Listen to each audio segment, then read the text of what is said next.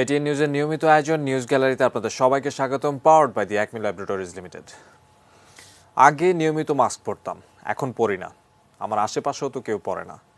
দর্শক, আপনার আমার মাঝে যদি এই উদাসীনতাটা চলে আসে, তাহলে আকস্মিক মৃত্যু হয়তো আপনাকে এবং আমাকেই খুঁজছে। আসন্ন শীতে গবেষকদের মতে করোনার দ্বিতীয় ঢেউ আঘাত হানতে পারে, তো সেই হিসেবে আমাদের উদাসীনতার যেন কমতি নেই। দর্শক, আমাদের এই নিউজ গ্যালারি অনুষ্ঠানে আমরা কথা বলে থাকি দেশ এবং দেশের বাইরের করোনা পরিস্থিতি সহ এর ধাক্কা আসলে বিভিন্ন ক্ষেত্রে কতটুকু প্রভাব ফেলেছে সেসব বিষয় নিয়ে। আজকে প্রথমে আমরা যুক্ত হব আমাদের আমন্ত্রিত একজন অতিথির সঙ্গে। তিনি ডাক্তার এস.এম. খোরশেদ মজুমদার, বিভাগীয় প্রধান, নাক কান গলা, holy family red crescent medical college হাসপাতাল। ডাক্তার খোরশেদ মজুমদার, আপনাকে স্বাগতম নিউজ গ্যালারিতে। ধন্যবাদ আপনাকে। জি স্যার, আপনার কাছে প্রথমেই আমি জানতে চাই, করোনার এই মহামারীর সময়ে আপনারা কিভাবে এই পরিস্থিতিটুকু পার করেছেন, আপনার অভিজ্ঞতাটুকু জানতে চাই। ধন্যবাদ আপনাকে। আমি একজন বয়স্ক চিকিৎসক। সেই হিসাবে আমরা করোনা যখন শুরু হলো, প্রথমে আমরা কিন্তু নাক কান গলার পেশেন্টদের পরীক্ষা করা মানেই মানুষের শ্বাসনালীর খুব কাছে চলে যাওয়া, এবং নাক গলা কান দেখতে গেলেই দেখা যাবে রোগীর নিঃশ্বাসের সাথে এই যে জীবাণু ঢুকবে বের হবে। সেই জন্য আমি প্রথমে আমার চেম্বার প্র্যাকটিস আমরা বন্ধ করে দিয়েছি, এবং আমাদের ইয়াং যারা তাদেরকে এবং সব সতর্কতার মাধ্যমে আমরা তাদেরকে সামনে ফ্রন্টিয়ারে আমরা দিয়েছি, এবং আমরা পিছন থেকে গাইডলাইন করেছি, এবং ব্যক্তিগত চেম্বার বন্ধ করে আমি হলি ফ্যামিলি রেড ক্রিসেন্ট মেডিকেল কলেজে কাজ করি। সেই হিসাবে আমাদের সরকার আমাদের হলি ফ্যামিলি রেড ক্রিসেন্ট মেডিকেল কলেজকে সম্পূর্ণ করোনা হাসপাতাল হিসেবে নিয়ে যাওয়াতে আমরা এটার ম্যানেজমেন্টে এবং এটার দিক নির্দেশনায় ইয়াংদেরকে সামনে দিয়ে আমরাও মানে যতটুকু পেরেছি পেশেন্টদের কাছে যে আমরা পেশেন্টদেরকে সার্ভিস দিয়েছি শুরু থেকেই, এবং 6 মাসেরও বেশি দিন বন্ধ রাখার পরে এখন আমরা যথেষ্ট সতর্কতার সাথে আমরা পেশেন্ট ব্যক্তিগত চেম্বারও দেখা শুরু করেছি। জি, আপনি যেহেতু নাক কান গলা বিশেষজ্ঞ, তো করোনা রোগীরা যখন আসতো আপনার হাসপাতালে, আপনারা ঠিক তাদেরকে মানে চিকিৎসা দিয়েছেন কি ধরনের সতর্কতা অবলম্বন করে, বা কি ধরনের সুরক্ষা সামগ্রী আপনারা নিজেরা ব্যবহার করেছেন? আমরা তো এগুলাকে ডাক্তারি পরিভাষায় বলা হয় পিপিই। পিপিইর মধ্যে ছিল আমাদের মাস্ক ছিল, মাথায় ক্যাপ ছিল, এবং মাস্কের মধ্যে আমাদের সবচেয়ে বেস্ট যেটা গভর্নমেন্ট সোর্স থেকেও পেয়েছি এবং আমরা অ্যাভেলেবল করে নিয়েছি N95 মাস্ক। তার উপরে আমরা একটা সার্জিক্যাল মাস্কও ব্যবহার করেছি, এবং মাথার মধ্যে আমরা ফেস শিল্ড ব্যবহার করেছি, এবং সমস্ত শরীরে পিপিইর অন্যান্য যে পার্টস গুলা সেটা হলো যে জামা এবং পায়জামার মতো করে, এবং আমরা শু কভার সহ এটা পরে আমরা হাতে গ্লাভস পরে আমরা পেশেন্টদের কাছে গিয়েছি, এবং পেশেন্টদেরকে যে পরীক্ষা করেছি, সার্ভিস দিয়েছি, এবং পেশেন্টদেরকে ওষুধপত্র বিতরণ করে, যাতে করে আমরা নিঃশ্বাসের সাথে কোনোভাবেই জীবাণু প্রবাহিত হলেও আমাদের কাছে আসতে না পারে। এবং এভাবে আমরাও ভালো আছি, এবং অনেক পেশেন্ট আমরা এভাবে চিকিৎসা দিয়েছি আমাদের হলি ফ্যামিলি হাসপাতালে। জি, আপনার ভাষ্যমতে আপনারা যথাসাধ্য চেষ্টা করেছেন নিরাপত্তার মধ্যে থেকে কোভিড-19 রোগীদের চিকিৎসা দিতে। আপনার কাছে আরেকটি বিষয় জানতে চাই যে স্নোরিং অ্যান্ড স্লিপ অ্যাপনিয়া, নাক ডাকা, ঘুমের মধ্যে নিঃশ্বাস বন্ধ হয়ে যাওয়া, এটা কি কোনো রোগ? এটা কাদের হয় এবং কেন হয় এটা?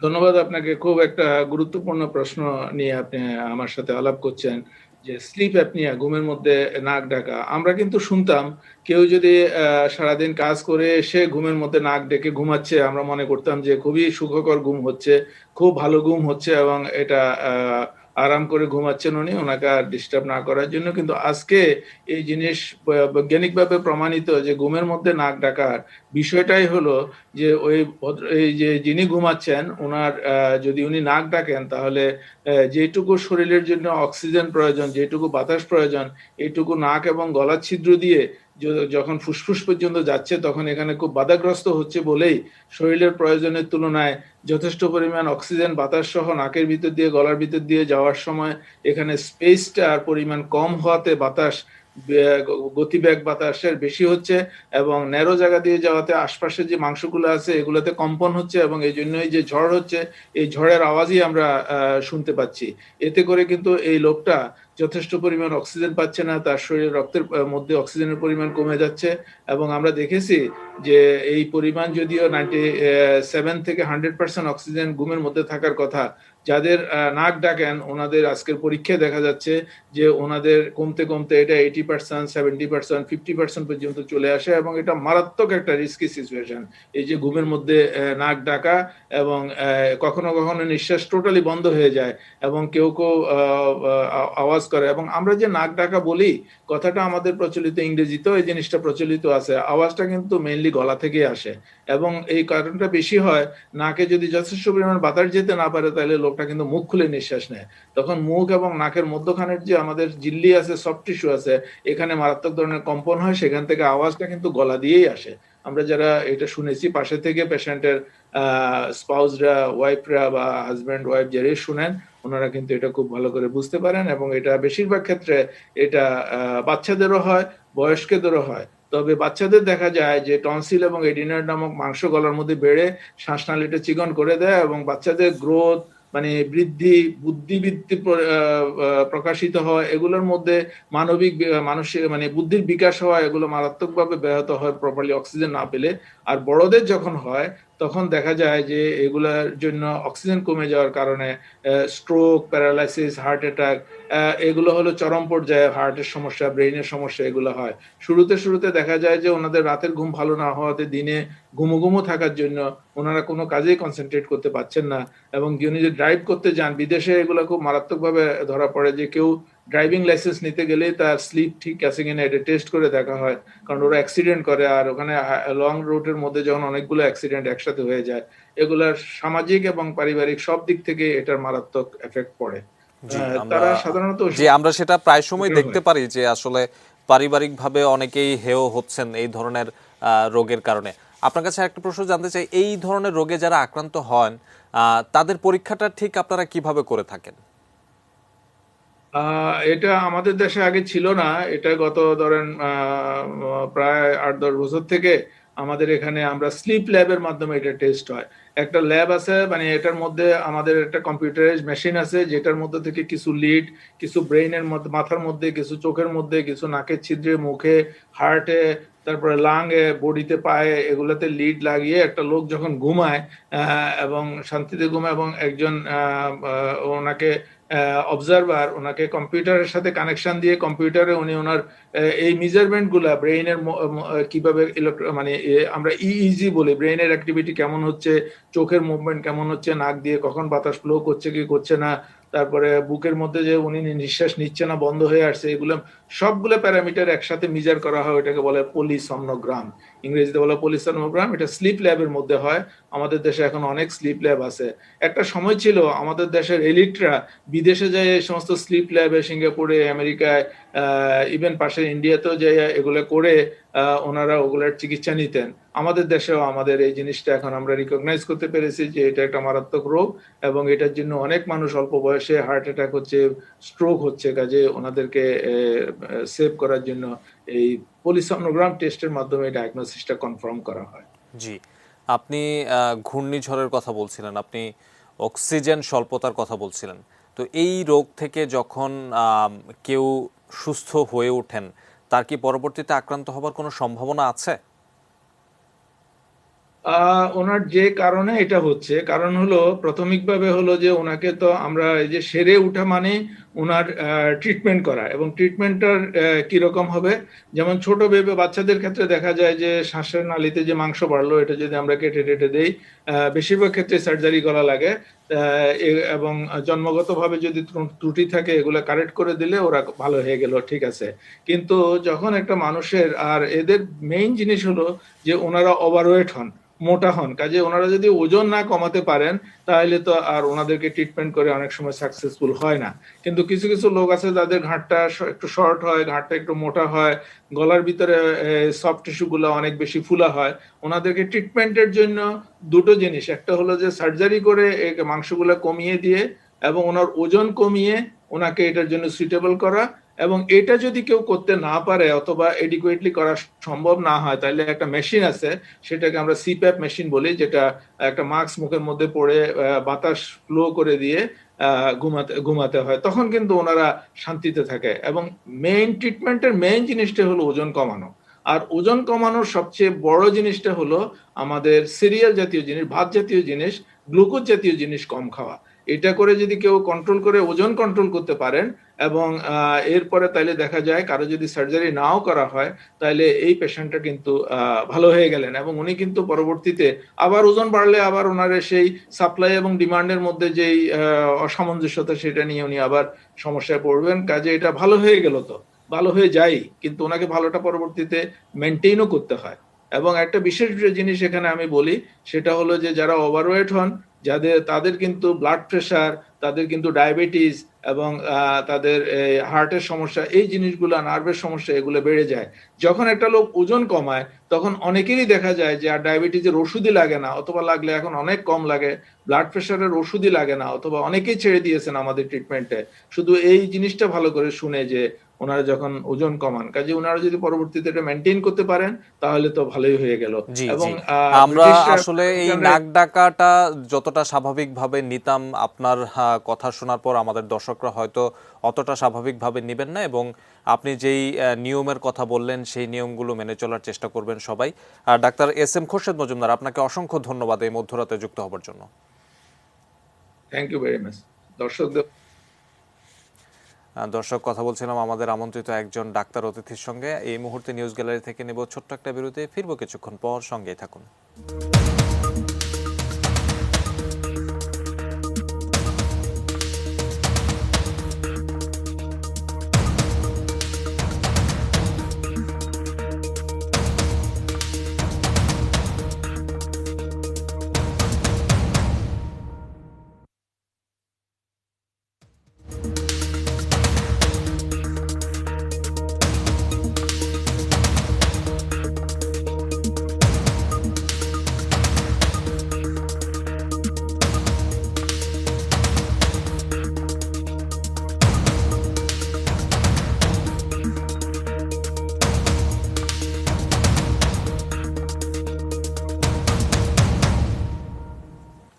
বিরতির পর আমন্ত্রণ নিউজ গ্যালারিতে, powered by the Acme laboratories limited.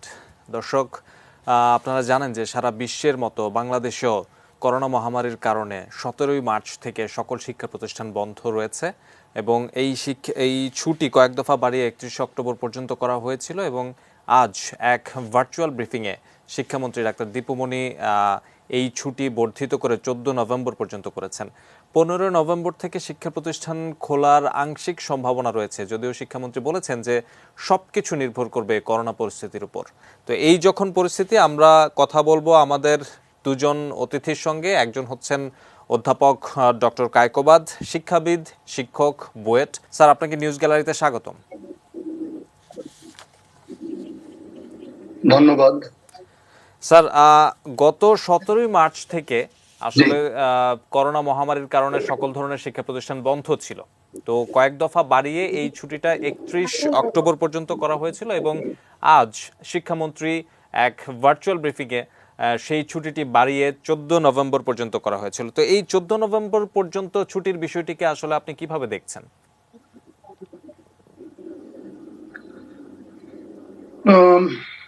এখনো তো দেশে করোনা আছে। আমি দেখলাম যে অক্টোবর মাসে প্রতিদিন গড়ে 20 জনের মতো মারা যাচ্ছে, এবং নতুন করোনা আক্রান্তের সংখ্যাও প্রতিদিন 1,500-এর মতো। আমাদের দেশ খুবই ঘনবসতিপূর্ণ দেশ, এবং যেখানে সামাজিক দূরত্ব বজায় রাখতে হবে, সেখানে স্কুল, কলেজ, বিশ্ববিদ্যালয় বন্ধ রাখার হয়তো তেমন একটা বিকল্প নেই। এগুলো যে বন্ধ আছে, যৌক্তিক কারণও আছে। যে আমাদের দেশ যেহেতু অত্যন্ত ঘনবসতিপূর্ণ, চিকিৎসা ব্যবস্থা এমন উন্নত মানের নয়, অনেক বিপদ হতে পারে। আমরা দেখেছি মার্কিন যুক্তরাষ্ট্রের স্কুল খোলার সঙ্গে সঙ্গে 98,000 ছেলে মেয়ে অসুস্থ হয়ে পড়েছিল। সেই অর্থে এটা হয়তো ঠিকই আছে। তবে করোনা কবে দেশ থেকে যাবে, আমাদের দেশ থেকে যাবে, পৃথিবী থেকে কখন যাবে, সেটা তো আমরা জানি না। এই জন্য আমরা কিন্তু বসে থাকতে পারি না যে নভেম্বরের 14 তারিখের পরে সবকিছু ঠিক হয়ে যাবে। বরং আমাদের যেটা উচিত সেটা হলো আমাদের ছেলে মেয়েরা যাতে পড়ালেখার ধারাবাহিকতা থাকে, এবং সেখানে আমার মনে হয়েছে আমাদের আরো অনেক বেশি তৎপর হওয়া উচিত ছিল। পড়ালেখা শুধুমাত্র তো স্কুল কলেজে হয় না, বাসাতেও পড়ালেখা করতে হয়। এমনকি টিউটরের কাছে যেও আমাদের ছেলেমেয়েরা পড়ালেখা করে। যখন আমাদের স্কুল কলেজগুলো পড়ালেখার দায়িত্ব সশরীরে নিতে পারছে না, আমাদের শিক্ষকদের সেখানে একটা দায়িত্ব রয়েছে যাতে আমাদের ছেলেমেয়েরা পড়ালেখার ধারাবাহিকতা থাকে। একইভাবে অভিভাবকদেরও দায়িত্ব রয়েছে, অভিভাবকরাও যাতে তাদের ছেলেমেয়ের আহ মানসিক স্বাস্থ্য, তারপর তাদের পড়ালেখার বিষয়টা দেখেন, যাতে নাকি তারা পড়ালেখা না করতে করতে অন্যরকম একটা সংস্কৃতিতে নিজেকে নিজেকে আহ, অন্তর্ভুক্ত না করে, সেটাও কিন্তু খুব গুরুত্বপূর্ণ।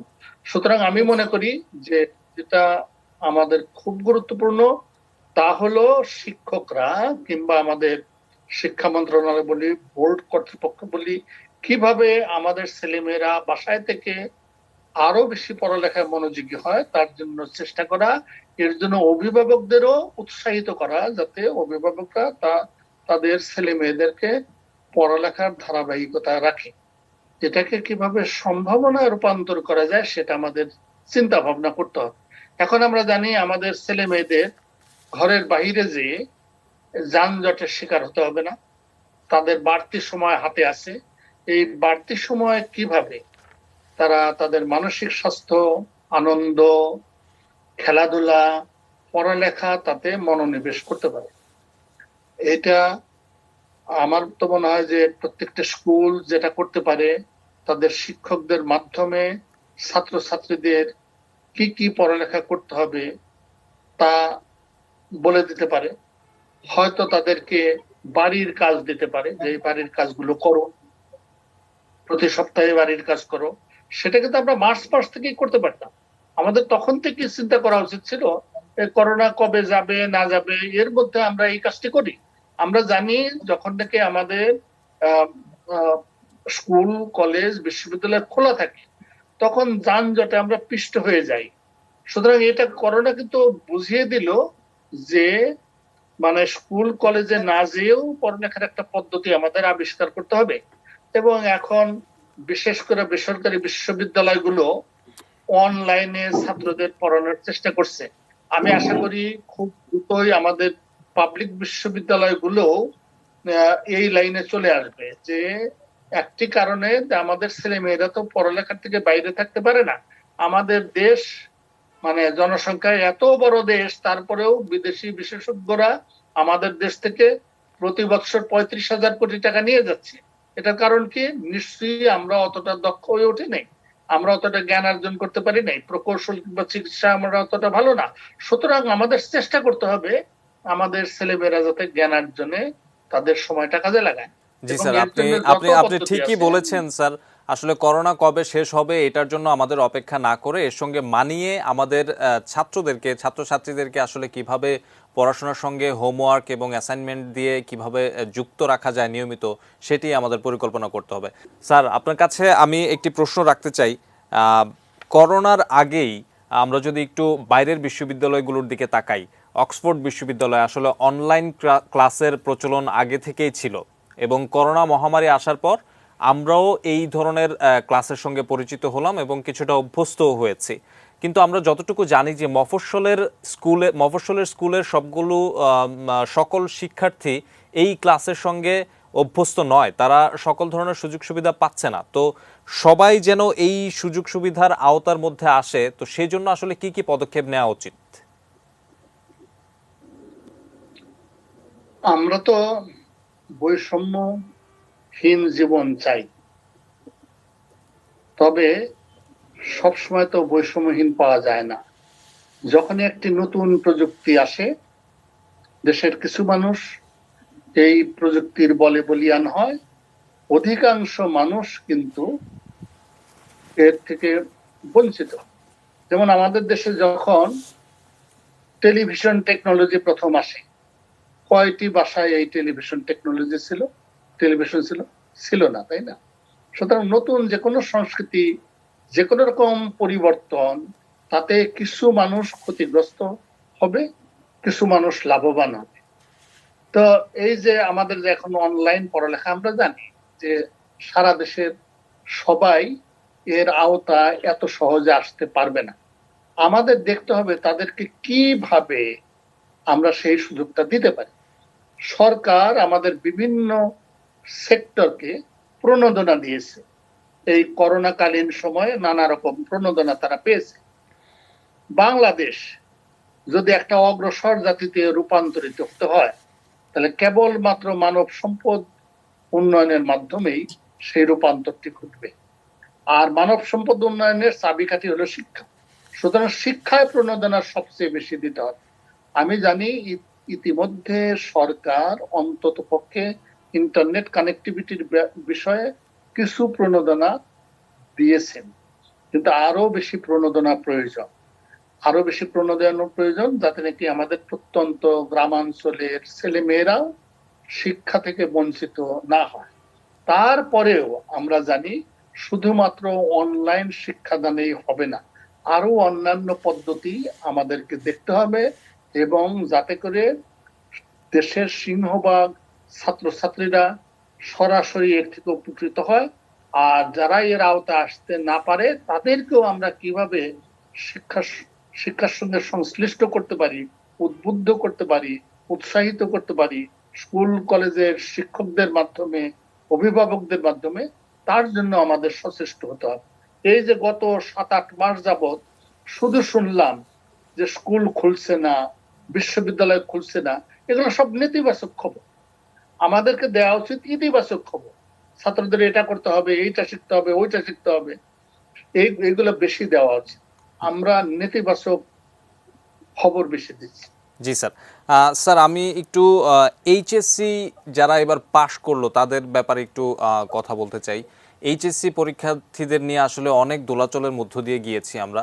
একবার পরীক্ষা হবে কি হবে না এটা নিয়ে অনেক দোলাচলের মধ্যে আমরা ছিলাম। শেষ পর্যন্ত অটো পাসের কথা বলেছেন আমাদের মাননীয় শিক্ষামন্ত্রী।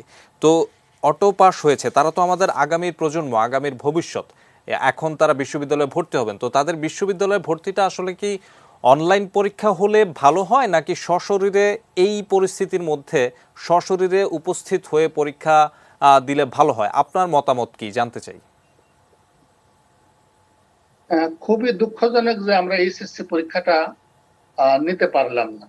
অবস্থার প্রেক্ষিতে সরকারের এই সিদ্ধান্তটি হয়েছে। এখন সরকার বলেছেন যে ছাত্রদের তারপরেও একটা মূল্যায়ন করবেন। এই মূল্যায়ন জেএসসি এবং এসএসসি পরীক্ষার ফলাফলের ভিত্তিতে হবে। এখানে একটুখানি বিবেচনা রাখা উচিত যে এইচএসসি কলেজের ছাত্ররা যে পড়ালেখা করেছে সেখানেও কিন্তু তাদের নানা রকম মূল্যায়ন হয়েছে। সেই মূল্যায়নটাকে আমরা গ্রহণ করতে পারি কিনা, সেই মূল্যায়নের তথ্য যদি পর্যাপ্ত থেকে থাকে তাকেও ব্যবহার করা উচিত। কেমন এভাবে তার কোনো একটা গ্রেডিং হবে, একটা ইউনিফর্ম গ্রেডিং হবে। আমি আশা করি আমাদের বিশ্ববিদ্যালয়গুলো এই ইউনিফর্ম গ্রেডিং কে ব্যবহার করবেন। তবে আরো গুরুত্বপূর্ণ হলে এই যে বিশ্ববিদ্যালয়ে ভর্তি আমাদের দেশে একটা বিভীষিকার মতো, যে প্রতিটি বিশ্ববিদ্যালয়ে ভর্তি পরীক্ষা নিয়ে থাকে।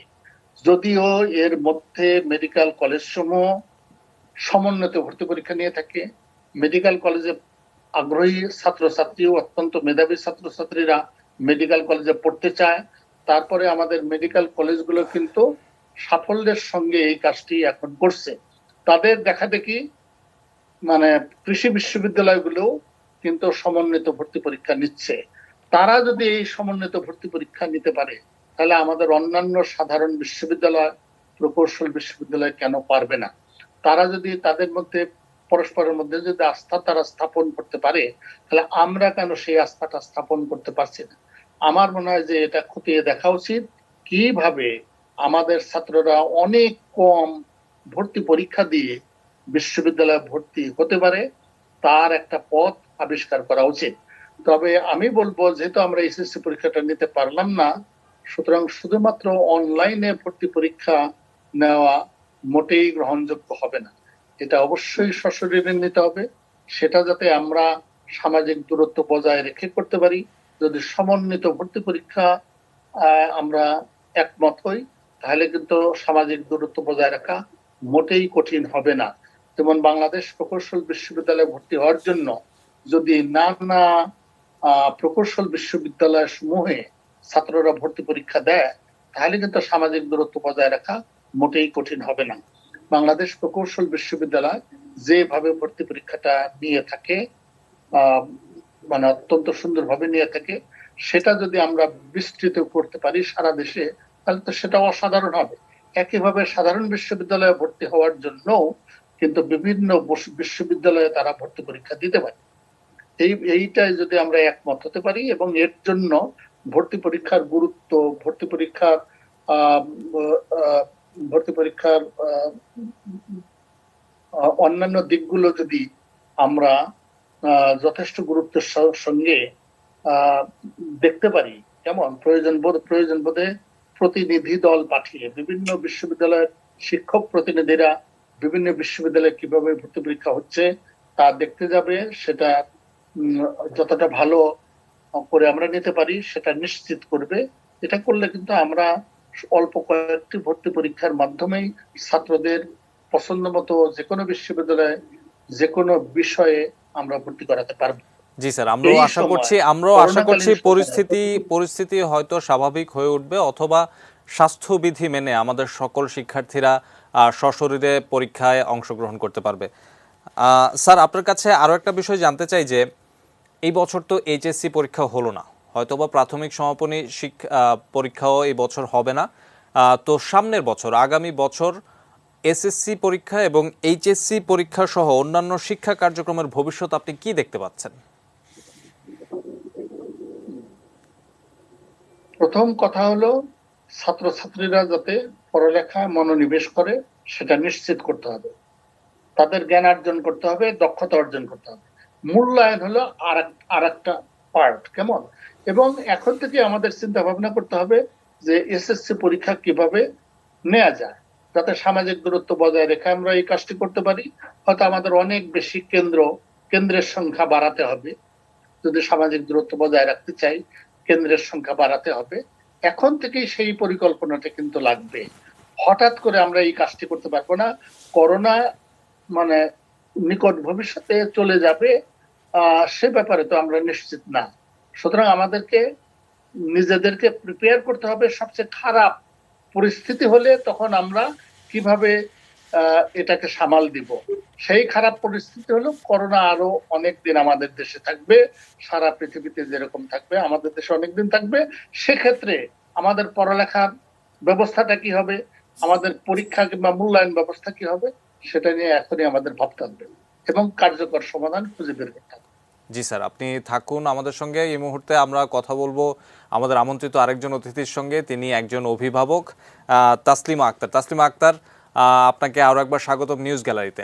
আপনাকে বিরতিতে যাবার আগে প্রশ্ন করেছিলাম যে আপনার সন্তান যদি শিক্ষা প্রতিষ্ঠান খুলে দেওয়ার পর শিক্ষা প্রতিষ্ঠানে গিয়ে ক্লাস করে তাহলে আপনি কেমন বোধ করবেন। আপনি বলেছিলেন যে স্বাস্থ্যবিধি মেনে আমার সন্তানকে পাঠাবো, এতে আসলে কোনো আপত্তি নেই। তো আপনার কাছে আমি একটু জানতে চাই, আপনি যে এলাকায় রয়েছেন সেই এলাকার করোনা পরিস্থিতিটা কেমন এবং আশপাশের মানুষজনের মধ্যে আপনি আসলে স্বাস্থ্যবিধি মেনে চলার প্রবণতাটা কতটুকু দেখতে পাচ্ছেন? আগের চাইতে আগে যেমন স্বাস্থ্যবিধি আমার এলাকাতে, আমি তো মিরপুর এলাকায় থাকি, তো আগে এই এলাকাটাতে স্বাস্থ্যবিধি যতটা কড়াকড়ি ছিল এখন কিছুটা শিথিল পর্যায়ে আসছে। আপনি তো আমি শুনতে পাচ্ছেন? হ্যালো, জি শুনতে পাচ্ছি। আচ্ছা, এখন কিছুটা শিথিল পর্যায়ে এসছে। এখন তারপরেও ভালোই সবাই মোটামুটি একটু দূরত্ব বজায় রেখে চলছে এবং মাস্কটা পরিধান করছে। আর আমি নিজে তো সবসময় এই ব্যাপারটা খুবই অ্যালার্ট চলছে। তো সেই পরিপ্রেক্ষিতেও আমার মনে হয় যে মানুষ এখন সচেতন, ভালোই সচেতন। তারা স্বাস্থ্য বিধিটা বুঝতে পারছে যে হ্যাঁ এখন এভাবেই চলতে হবে, মাস্ক পরিধান করতে হবে। তো আগে যেমন পিপি বা আদার্স আরো অনেক কিছু করতো, এখন সেটা করছে না, বাট মাস্কটা কিন্তু করছে। স্যার, এই করোনার এই ৮ মাস আসলে বেশ বেগ পেতে হয়েছে প্রাইভেট স্কুল এবং কলেজ এসব প্রতিষ্ঠানগুলো। তো তারা যখন এই করোনা পরিস্থিতি মোকাবেলা করে আবার রিওপেন করবে, তাদের জন্য কতটা চ্যালেঞ্জিং এই ব্যাপারটা?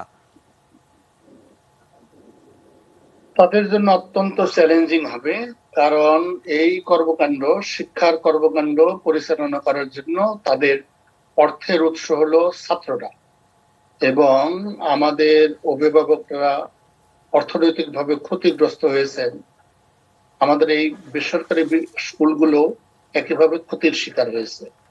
তো আমাদের সরকার বিভিন্ন খাতকে প্রণোদনা দিয়েছেন এই করোনাকালীন সময়ে। এই প্রণোদনাটা শিক্ষা খাতেও দিতে হবে, এবং শিক্ষা খাতে বেশি করে দিতে হবে, কারণ আমরা জানি আমরা এখন নিম্ন মধ্যম আয়ের দেশে উত্তরণের যোগ্যতা অর্জন করেছি। আমাদের লক্ষ্য আমরা মধ্যম আয়ের দেশ হব, উচ্চ আয়ের দেশ হব। এই লক্ষ্যগুলো আমরা যদি ধরতে চাই, স্পর্শ করতে চাই, তাহলে অবশ্যই শিক্ষার মানে আমাদের বিশ্বমানের হতে হবে। এখন আমরা কিন্তু বিশ্বমানের নই। এই কারণে প্রতি বছর বিদেশি বিশেষজ্ঞ পরামর্শকদের ফি বাবদ 35-40 হাজার কোটি টাকা আমাদের দেশ থেকে চলে যাচ্ছে। একই সময়ে শিক্ষিত বেকারের সংখ্যাও কিন্তু দেশে কম নয়। তার মানে শিক্ষাকে অনেক অনেক গুরুত্ব দিতে হবে, এখানে প্রণোদনা দিতে হবে। যে সমস্ত স্কুল চালাতে পারছে না, তাদেরকে কিভাবে প্রণোদনা দিয়ে আবার তারা ঠিক মতো পড়ালেখা করাতে পারে ছাত্রদের, সেই দিকে লক্ষ্য রাখতে হবে। অনলাইন কার্যক্রম পরিচালনা করার জন্য যে অবকাঠামো প্রয়োজন, সেই অবকাঠামো তৈরিতে সাহায্য করতে হবে। ইন্টারনেট কানেক্টিভিটি কিংবা মোবাইল সংযোগকারী যারা, তাদের সাথে কথা বলে এই মোবাইল কিংবা ইন্টারনেটের ব্যয় কমিয়ে আনতে হবে। কারণ এখন আমাদের অনেক অনেক মানুষ ইন্টারনেট ব্যবহার করছে, মোবাইল টেলিফোনি ব্যবহার করছে। সুতরাং এখানে ইকোনমি অফ স্কেল রয়েছে। তাদের সাথে কথা বলে সারা দেশের ছাত্রছাত্রীদের জন্য আলাদা আলাদা একটা রেট, সেই রেটটা দেওয়ার চেষ্টা করতে হবে। উন্নত দেশে কিছু কিছু নাম্বার আছে, টেলিফোন নাম্বার, যেগুলো টোল ফ্রি। এইরকম নাম্বারের কথাও চিন্তা ভাবনা করা যেতে পারে। যদি আমাদের কোনো পার্টিকুলার ওয়েবসাইটে যেতে হয়, সেখানে যাতে আমাদের ছাত্রছাত্রীরা ফ্রি যেতে পারে, ফ্রি জুমের একটা সেশন তারা শুনতে পারে, এরকম ব্যবস্থা সরকারের থেকেও করতে হবে, যাতে আমাদের শিক্ষা খাতটা দাঁড়িয়ে যেতে পারে। জি স্যার, আমরাও আশা করছি আসলে শিক্ষা প্রতিষ্ঠানগুলো প্রাণ ফিরে পাবে এবং সকল শিক্ষার্থী তারা সশরীরে ক্লাসে গিয়ে তাদের পাঠদান কর্মসূচি সঠিকভাবে সম্পন্ন করবেন। স্যার, আপনার মূল্যবান পরামর্শগুলো আমাদের অনেক উপকারে আসবে। আপনাকে অসংখ্য ধন্যবাদ আমাদের সঙ্গে যুক্ত হবার জন্য, এবং তাসলিম আক্তার, আপনাকেও অসংখ্য ধন্যবাদ এই মধ্যরাতে আমাদের সঙ্গে যুক্ত হবার জন্য। আপনাকেও ধন্যবাদ। নিউজ গ্যালারি থেকে এই ছিল আমার আয়োজন।